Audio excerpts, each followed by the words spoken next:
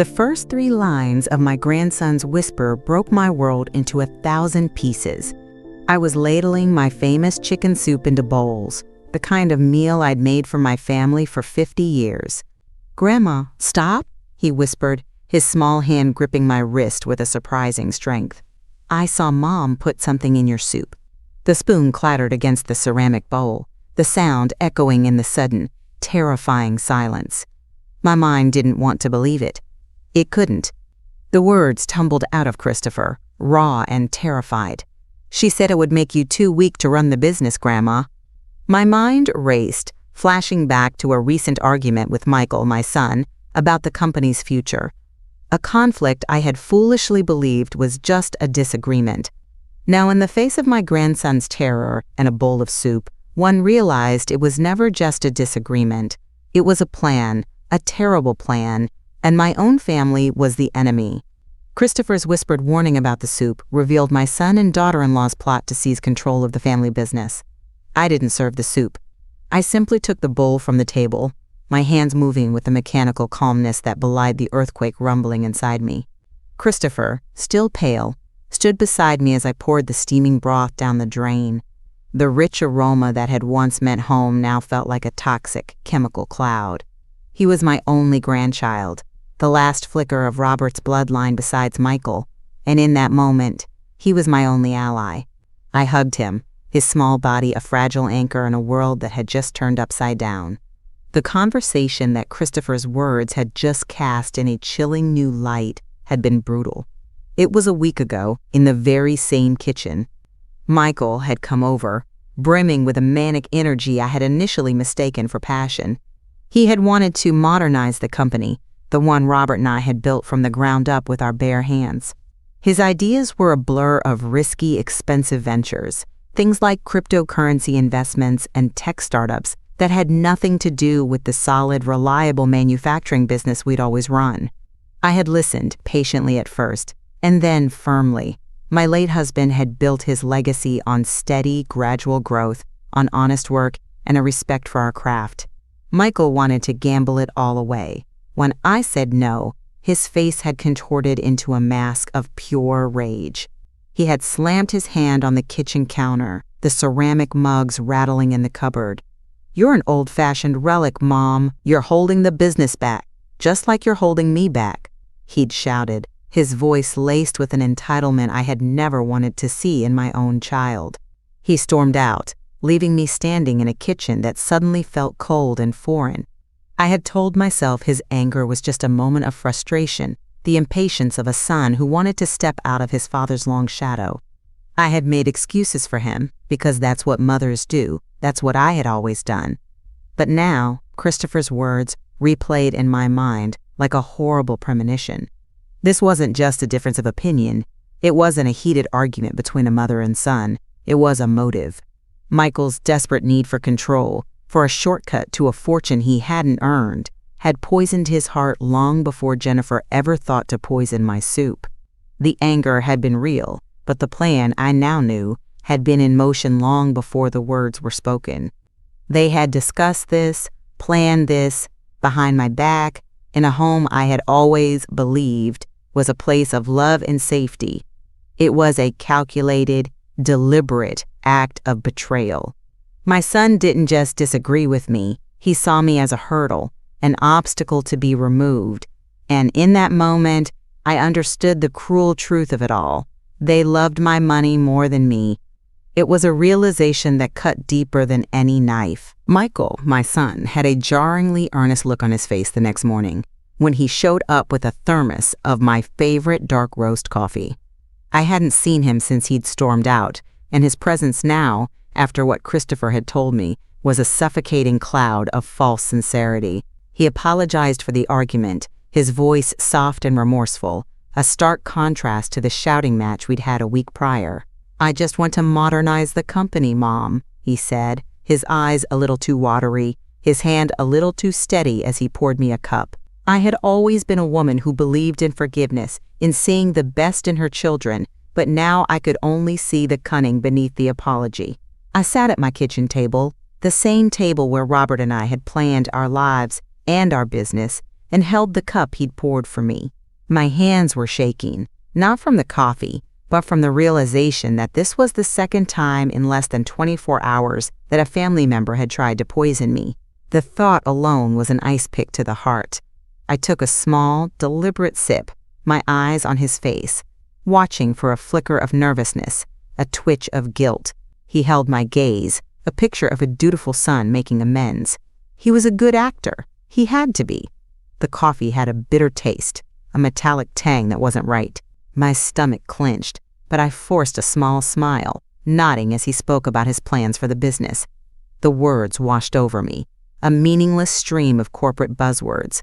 He was still trying to convince me, still trying to get me to believe him. He had no idea that I had already seen behind the curtain. He thought I was old, naive, and easy to manipulate, and I was going to let him believe that. I felt a familiar pang of love and pride, a phantom feeling for the boy I had raised, not the man sitting across from me. He had been so full of promise, so full of hope. What had changed? Was it Jennifer's influence, or was it something that had always been inside him, waiting for the right opportunity to surface? My husband had seen it. I saw it now, in the glint of his eye, the practiced ease with which he lied. Christopher's warning was an alarm bell I couldn't ignore, a siren blaring in my head. This wasn't an apology. This wasn't a peace offering. It was a test to see if I was still susceptible, if their plan was still on track. And I had passed. I had played along, taking a sip from the cup, and had felt my stomach churn. The love and pride I felt was no longer for him, but for myself. I had kept my secret, and I had seen theirs. The confrontation had been fresh in my mind, but now this was a chilling new light. This wasn't just a difference of opinion, it was a motive, and I was going to prove it. After taking a small, bitter sip of the coffee Michael brought, I began to feel a sharp and rapid deterioration in my health over the next 2 days. My head ached constantly, a dull throb behind my eyes, and a wave of overwhelming fatigue seemed to have settled permanently in my bones. I slept for hours, but woke up feeling more drained than before. Michael and Jennifer, of course, noticed. They called and texted, their voices dripping with a performative worry that grated on my nerves. "Mom, you sound so tired," Jennifer would say, a sickeningly sweet tone in her voice. "Are you sure you're okay?" Michael would follow up with a hushed, concerned tone. "We're so worried about you, Mom. Maybe you should just stop working for a while." Their concern was an act, a poorly rehearsed scene, in a drama I was now forced to be a part of. But I played my role, feigning weakness and accepting their concern with a tired sigh. I had to, because I was connecting the dots and the picture they were painting was a nightmare. The argument, Michael's suspiciously timed apology, my sudden worsening health, and Christopher's chilling warning all linked together into a genuine, unfolding threat. This wasn't a family drama anymore. This was a war, and they were using my body as the battlefield. I lay in my bed, the sheets smelling faintly of Robert's old cologne, and thought about the legacy he had left me. He had trusted me with everything, the company, the house, our life. He had trusted me to be a steward, to protect what we had built. And I was failing. I was letting my own son and his wife take it all from me with a bitter cup of coffee and a handful of pills. The shame of it was a hot, stinging sensation in my throat. I had spent my life building a home, a family, and a business, only to have it all crumble because I couldn't see the wolf in sheep's clothing. I had given them my love and my trust, and they had given me poison. The situation shifted from a family drama to a genuine, unfolding threat. It wasn't a matter of if they would act again, but when. I knew I couldn't just sit here and wait for them to finish the job. The fatigue was overwhelming, the headache a constant companion, but beneath it all, a quiet resolve was beginning to harden inside me. I was not a victim, I was a matriarch. And a matriarch would not let her family's legacy be stolen by greed and betrayal. I would find a way to fight back, a way to reclaim my life and my husband's memory. This wasn't just about money, it was about respect. It was about proving that my quiet heart was not a sign of weakness, but of strength. Having realized my son and daughter-in-law were trying to poison me, I knew I couldn't confront them, but had to act with quiet resolve. Lying in bed, the dull ache in my head, a constant reminder of their betrayal, I knew I couldn't confront them. Their lies were too clever, too practiced, and my emotional ties to Michael would only make me vulnerable. This was a war, and I had to be a general, not a grieving mother. So I decided I would play along, acting as if I were falling for their ruse, while secretly gathering the evidence I needed to protect myself and my company.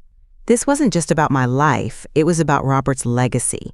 It was a battle for the business we had built together, a symbol of our shared life and hard work. I would not let them desecrate it. I knew the first step was to build a wall of protection around the company. I couldn't let them get their hands on its finances, not for a moment. So I decided to play their game, but with my own rules. I would continue to act weak and tired, giving them the illusion of victory. But in my moments alone, I would begin to move the pieces on the board. I had to be smart and careful. There was no room for error, no room for emotion. This was no longer about family. It was about survival. My resolve was a quiet hum beneath the surface of my pain, a small, steady flame that grew brighter with every passing moment. Christopher's innocent act of love had saved my life, and I would not let his courage be in vain. I would not allow a child to feel that his grandmother had been defeated. I had a new purpose, a clear path forward. I would reclaim my control, not with a loud confrontation, but with the quiet, strategic decisiveness of a woman who had learned that being alone is better than being used. I played my part well, feigning weakness and fatigue, but in my moments alone, I meticulously documented my symptoms. I wrote everything down in a small, leather-bound journal, the dates, the specific symptoms, the moments they worsened, and most importantly, the dates of their visits, the times of their gifts of coffee or food. This journal wasn't just a record. It was my proof, my armor against their lies. My hands, though often shaky from the mysterious malaise that had settled over me, were steady as I wrote. This was a battle for my life and my husband's legacy, and I would fight it with quiet dignity and strategic intelligence. I knew I needed a second pair of eyes, someone I could trust implicitly, a person who understood the company as well as I did. That person was Helen. A friend for over 40 years, she had been our company's accountant from the very beginning, and she had retired only a few years ago. I called her, my voice low and hushed, the conversation a whisper against the backdrop of my quiet home. I told her I was concerned about Michael's recent aggression and his reckless plans for the business, without revealing the full extent of my fears. I knew I couldn't yet trust anyone with the truth of the poisoning, not even her, not until I had more concrete evidence. I asked her to keep a close eye on the company's financial documents, to discreetly look for any unauthorized transfers or shady investments Michael might have made, just in case. She agreed without a moment's hesitation, her voice filled with a loyalty that brought a lump to my throat. "Don't you worry, Elizabeth," she said, her voice a comforting balm. "I'll be your watchman." Her agreement was a small but significant victory. It was the first domino to fall in my plan to reclaim what was mine. But the next step was a much larger risk. I received a text from Jennifer. "Dinner tonight. It's on us. We want to celebrate you getting better." The message was filled with a sickly sweetness, and I could almost hear the false sincerity in her voice. I knew this was not an olive branch.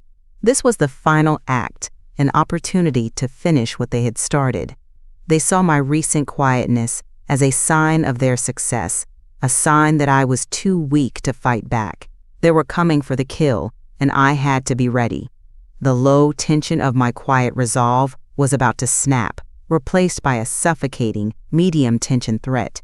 I accepted the invitation, my reply a single, simple word, "Okay." As I sent the message, my hand trembled, not with fear, but with a cold, hard determination. I was going to walk into the lion's den, and I was going to walk out victorious. They had played their hand, and now it was time for me to play mine. I wasn't just a grieving widow or a tired old woman. I was a survivor, a protector, and a fighter. They thought they had me in their trap, But they didn't know that I had already set one of my own. My quiet didn't mean weak. It meant I was ready. My secret investigation began as Jennifer insisted on a celebratory dinner, setting a trap I knew was meant to be the final act of their plan. The air in Michael and Jennifer's house felt thick and heavy as I stepped inside. Their home, once a place of Sunday dinners and holiday celebrations, was now a stage for a terrible performance. Jennifer's smile was too bright, a forced veneer of joy that didn't reach her eyes, which were scrutinizing me, looking for any sign of my supposed recovery. Michael, her accomplice, stood by her side, a hand resting on her back as if they were a unified, impenetrable front. "Mom, you look so much better," Jennifer chirped, her voice a sickly sweet melody I now knew was meant to disarm me. I smiled back, a tired, convincing smile playing my role perfectly. "I've been resting a lot," I said, my voice deliberately weak. "It's been a draining week." This was a lie, of course. My quiet resolve had been anything but draining. It had been my anchor, my shield. Their faces, so confident and so full of their own manufactured concern, gave them away. They were so certain of their impending victory, so sure that I was a pawn in their game. They led me to the dining room, a table set with an elegance that felt grossly out of place given the poison that now flowed between us. Michael pulled out my chair, a gesture of chivalry that felt more like an act of finality. Jennifer poured me a glass of deep red wine from a bottle I didn't recognize. As she handed it to me, her eyes lingered on my face, a subtle, cold glint in them that was a question. She was wondering if I'd drink it, if I'd finish what their last gift had started. I could almost hear the unspoken words hanging in the air. "Here's another dose, old woman. Drink up." I pretended to take a sip, the cold liquid barely touching my lips, and a new wave of dizziness hit me. It was sharper, more intense than the dull ache I'd been living with. My vision blurred at the edges, the crystal of the wine glass shimmering and distorting. It wasn't a hallucination. It was a physical manifestation of the poison they had already given me, and the wine, I knew, was meant to be the crescendo. It was a finishing blow, a final act in their cruel play. The warmth I once felt for my son turned into a cold, hard knot in my stomach. The man sitting across from me wasn't my child anymore. He was a thief, a murderer, and a stranger. They weren't trying to just get me out of the way. They were trying to end my life. I felt a surge of adrenaline, a hot wave of clarity that cut through the dizziness. This dinner wasn't an olive branch. It was their final solution. The tension was suffocating, and I knew I had to act. My quiet dignity had to give way to strategic action. My hands, which had been so careful and steady when I was documenting my symptoms, were now shaking with a desperate need to survive. I looked at Michael, at the smug, greedy look in his eyes, and I knew what I had to do. They had underestimated me. They had mistaken my silence for submission, my quiet for weakness. But they were about to learn that quiet doesn't mean weak. It just means you're not making a sound until it's time to strike. They thought they had me, but they didn't realize I had already started to fight back. This was the moment everything shifted.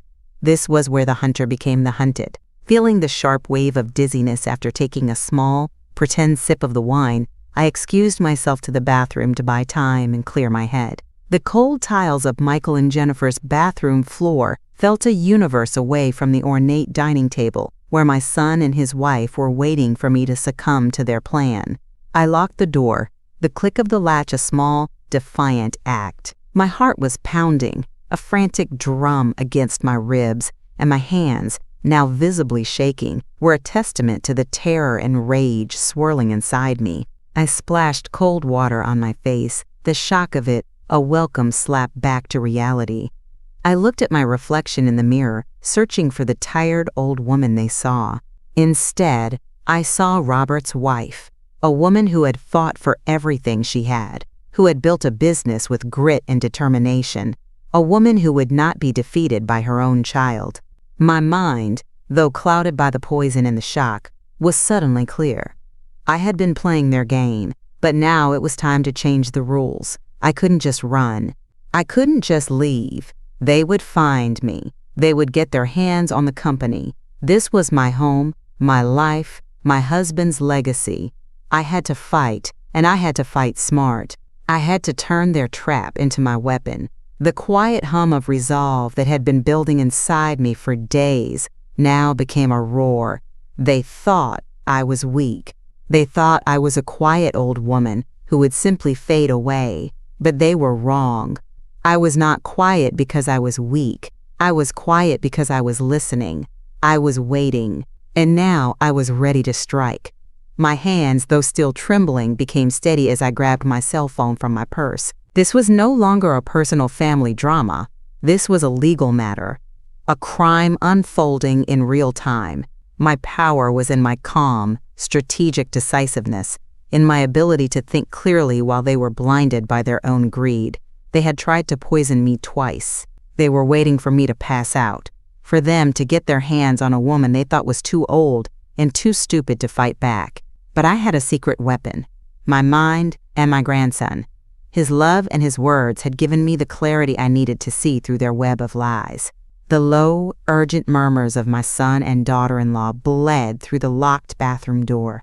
Jennifer's voice, sharp and agitated, cut through the wood. "She's taking too long. Did you add enough?" The question hung in the air, a final confirmation of my darkest fears. My hand, holding the cell phone, steadied instantly. I wasn't imagining it. This wasn't a conspiracy theory born of a tired, paranoid mind. This was real. I heard Michael's reply, a tense, hushed sound that was barely a whisper. "Just wait. We have to be careful." Careful. The word was a slap in the face. They weren't careful when they had argued with me, spewing their entitlement. They weren't careful when they'd slipped poison into my food and coffee. They were only careful now because they were afraid of being caught. I could hear the nervousness in his voice, the tremor of a man whose greed had pushed him to the edge of a cliff and who was now terrified of the fall. They had underestimated me, but they had also underestimated themselves. They were not the cool, calculating villains they believed themselves to be. They were amateurs, and their nervousness was their weakness. I wiped the cold water from my face and felt a quiet, powerful shift inside me. I had them. Their whispers, their fear. It was all the proof I needed. They had gone from being the predators to the prey, trapped by their own plot. I had simply played my part, and in doing so, had lured them into revealing their true nature. The anger and hurt I had felt for days began to congeal into a cold, hard resolve. I was no longer a victim waiting for a rescue. I was a survivor, and I was about to turn the tables. I unlocked the bathroom door and emerged, my face a mask of feigned disorientation. I stumbled slightly, a performance for their benefit. Christopher was sitting at the dining table, his little body tense, his eyes darting between his parents and me. He saw my face, saw the fear I was trying to portray, and his own filled with a genuine, innocent terror. He knew. He saw their deception, and he saw my pain. In that moment, he became more than a grandchild. He became my co-conspirator, my confidant, my protector. He slid out of his chair, as if heading to his room to fetch a toy, and walked past me. As he passed, his small hand brushed against mine, a silent signal of his love. He leaned in and whispered, "Grandma, they're going to give you more." His words were the final piece of the puzzle, a selfless act of love and protection that confirmed everything I had suspected.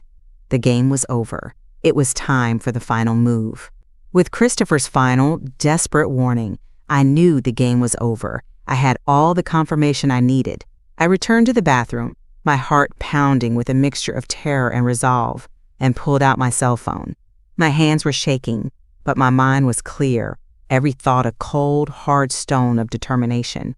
I was a mother, a grandmother, a protector, but in this moment, I was something else entirely, a survivor, and survivors fight.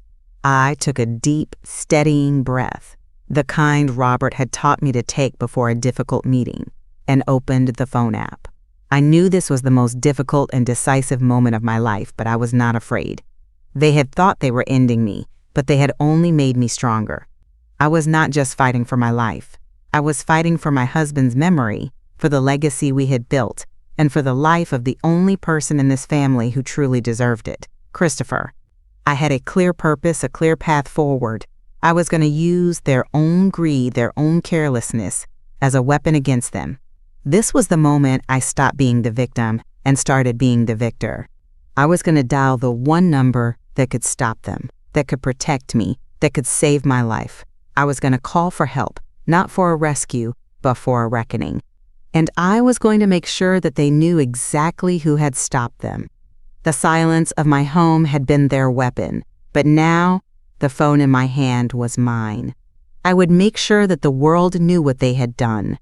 I was going to make sure that they knew what it felt like to lose everything they had poisoned my family to get. This was the moment of truth, the moment of defiance, the moment of empowerment.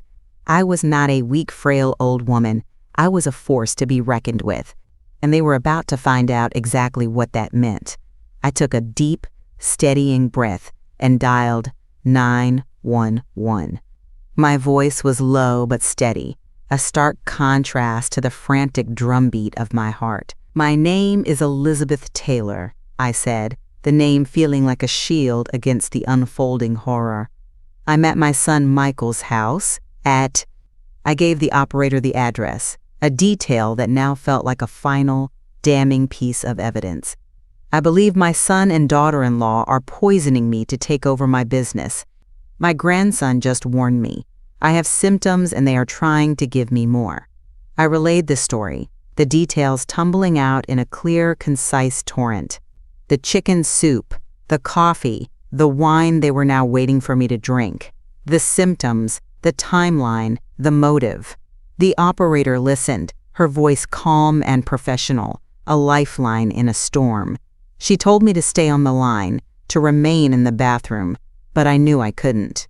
I had to face them. I had to play my part until the very end. This wasn't just about survival anymore. It was about exposing them, about making sure their web of lies unraveled in a public, undeniable way. I hung up, my hand still shaking, but my resolve was as solid as a rock. I took a final look at my reflection, the face of a woman who had been betrayed but not broken, and I walked out of the bathroom. I walked back to the dining table, a slow, deliberate walk that was meant to convey weakness but was actually a march to war. I sat back down, a tired, convincing smile on my face. "Sorry about that," I said, my voice deliberately soft. "I'm just not feeling myself." Michael and Jennifer exchanged a quick, knowing glance, a smirk playing on Jennifer's lips. "She looks really bad," Jennifer said, her voice a cruel whisper meant to be overheard, a chilling commentary on my condition. They thought they had won. They thought their plan was a success. They were still whispering, their hushed, urgent tones, a frantic, desperate attempt to figure out what to do next. But their conversation stopped mid-sentence. From outside, a sound cut through the tense silence, a sound that was both a promise and a threat. The wail of approaching sirens. Michael and Jennifer's faces froze, their expression shifting from disbelief to dawning horror, and then to pure, unadulterated panic. The sound grew louder, closer, a siren song of poetic justice. They stared at me, their eyes wide and wild, searching for an explanation. But I just smiled, a small, tired smile that held no warmth. The game was over. My quiet strength had not only saved my life, but it was about to bring their world crashing down. The sirens were my victory song. The sound of the sirens, once a distant wail, now grew into a piercing crescendo, a dramatic soundtrack to the end of their desperate plan. The front door burst open, and 2 police officers entered, their presence instantly shattering the illusion of a quiet family dinner. Their uniforms, their serious faces, their very authority were an anathema to the carefully constructed facade Michael and Jennifer had built. Michael jumped to his feet, his face a mask of bewilderment and fear, his voice a pathetic squeak. "What's going on? We were just having dinner." An officer, a woman with a firm, no-nonsense expression, walked past him and approached the table. She looked at me, her eyes full of concern, and then at Jennifer, who was frozen in her chair, her hand still hovering over the glass of wine she'd offered me. As a second officer went to speak with Michael, the female officer's gaze fell on Jennifer's purse, which lay on the chair beside her. Jennifer, in a panicked, desperate move, tried to shove the purse under the table with her foot. It was an amateurish, obvious act, and the officer saw it immediately. She bent down, picked up the purse, and opened it. Inside, nestled among a wallet and a lipstick, was a small, unlabeled bottle of white powder. The officer took a small, sterile container from her belt, and with a swift, practiced motion, took a sample of the wine from my glass. She did a quick field test, a process that felt like an eternity to me, and the liquid in the container changed color. The evidence was undeniable. The officer looked up, her eyes hard and cold. "The presence of a potent sedative has been confirmed," she said, her voice cutting through the suffocating silence. Michael and Jennifer's faces went slack with a mix of shock and utter defeat. The web of lies they had so carefully spun had just come undone in a matter of seconds, all for a small, unlabeled bottle and a glass of wine. The smug, greedy look in Michael's eyes had been replaced by the wide-eyed terror of a man who had just realized his life was over. They had believed their own narrative for so long. They had convinced themselves of their own cleverness, and now they were faced with the cold, hard reality of their own incompetence. Poetic justice indeed. The silence that followed the officer's pronouncement was a physical thing, a heavy blanket of dread that settled over the room. Michael and Jennifer stood frozen, their smug superiority replaced by a panicked, animal terror. The officers moved with a quiet, efficient grace, their movements a stark contrast to the chaos of the moment. They read Michael and Jennifer their rights, their voices a low, professional monotone that seemed to suck all the warmth out of the room. "You have the right to remain silent." It was a surreal and agonizing moment, watching the son I had raised, the woman I had welcomed into my family, being treated like common criminals. They were criminals, of course, but it was a truth my heart had a hard time accepting.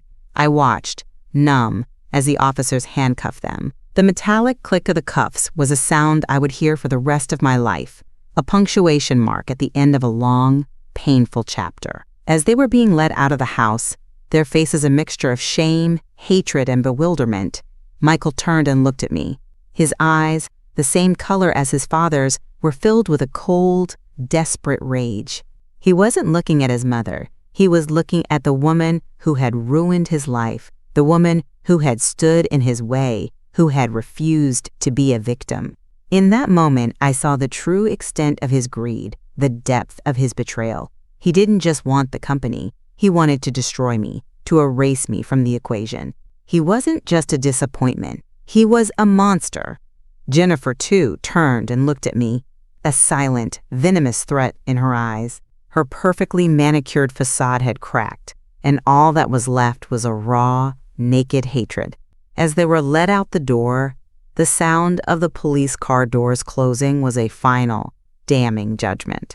The house, once filled with the tension of their presence, was now eerily quiet. Christopher, who had been sitting silently at the table, now came to me. His small body trembled as he wrapped his arms around my waist, his face buried in my side. I knelt, wrapping my arms around him, holding him as tightly as I could. He was my anchor, my reason for fighting, the one good thing to come out of this terrible mess. I was taken to the hospital for observation and treated for the effects of the poison. Dr. Miller, my family doctor, confirmed the presence of a sedative in my system, a poison that, in larger doses, could have been fatal. The news was a gut punch, a cold, hard dose of reality. The dinner table, once a symbol of family togetherness, was now a crime scene. In the quiet aftermath, Christopher and I began a new life together. I arranged for him to come live with me, to give him a home filled with love and stability, a stark contrast to the one he had just left. I also started the legal process to ensure the company would be held in a trust for him to inherit when he was of age, ensuring the family legacy would be passed to someone deserving of it. The betrayal was a deep, unhealing wound, but the quiet moments with Christopher, his small hand in mine, were a constant reminder of the love that still existed in my life. The scars of this betrayal would always be with me, but they would not define me. Michael and Jennifer were found guilty of attempted murder, their lives in ruins, a direct result of their own unbridled greed. The company, my husband's legacy, was safe, now held in a trust for Christopher. I was no longer a matriarch, facing a cruel betrayal, but a survivor who had overcome a grave threat. My quiet strength and careful planning had not only saved my life, but had also protected my family's legacy for the one person worthy of it. I had a new purpose: to raise my grandson with love, to give him a life of stability and kindness, to honor the legacy of his grandfather, a legacy now in safe hands. The pain of what they had done would linger, but so would the quiet satisfaction of knowing that I had won. I had proven that love without respect is nothing, that being alone is better than being used, and that quiet doesn't mean weak. Thanks so much for watching. If you enjoyed the video, please hit that like button, share your thoughts in the comments, and let me know which city you're watching from. I'd love to see how far this story travels. And don't forget to subscribe to the channel and check out my other videos.